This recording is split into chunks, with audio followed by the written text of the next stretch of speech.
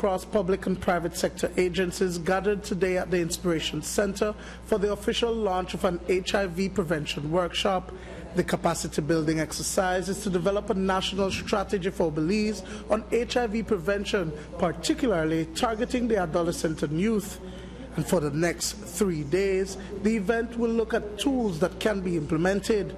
Leading agency for the project is the National AIDS Commission. The work of the National AIDS Commission cuts across many sectors, but our main focus is actually coordinating the national response at targeted groups that are affected now.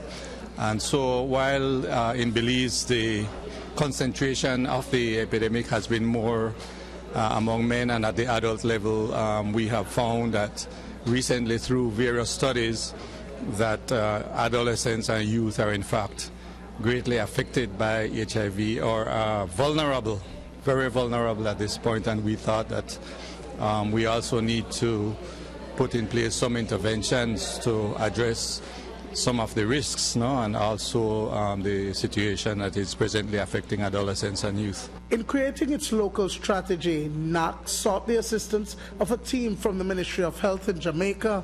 As it currently stands, Jamaica has in place strategies that have kept the number of cases of HIV below 1% among the youth population. What they wanted to do was get a feel for how we've done it and see what we've done and actually view our intervention. So they really got into it and they were a part of the team and went to all our sites, our high-risk sites, our low-risk sites, just to see what happens and how we do it. So talk to us really about that, the interventions that you guys have in place in Jamaica.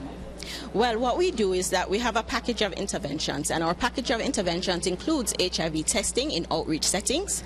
It also includes a risk reduction conversation as well as condom distribution.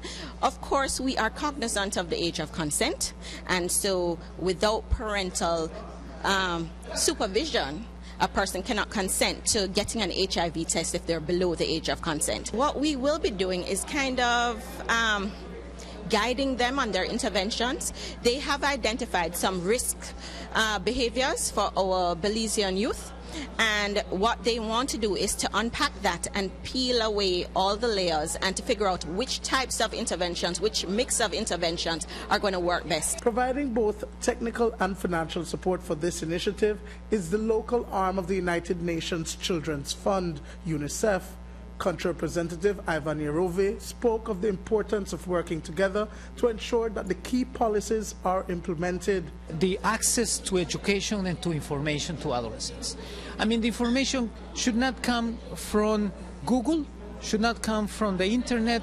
Information should come from parents involvement, but it should also come from health officers, should come from teachers, and everyone should be involved. The issue here is access. Access to information, access to preventive measures, access to condoms. I mean, if we go to Brazil, every adolescent have access to condoms.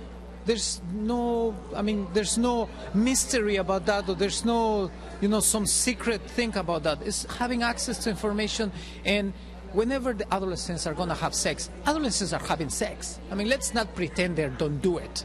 They are doing it. Right? Let's have them access to education, and let's make available condoms or whatever they would like to choose to prevent not only HIV, infection, teenage pregnancy, etc. So for me it's key, parents' involvement, access to information, and access to preventive measures. Dwayne Moody for News 5.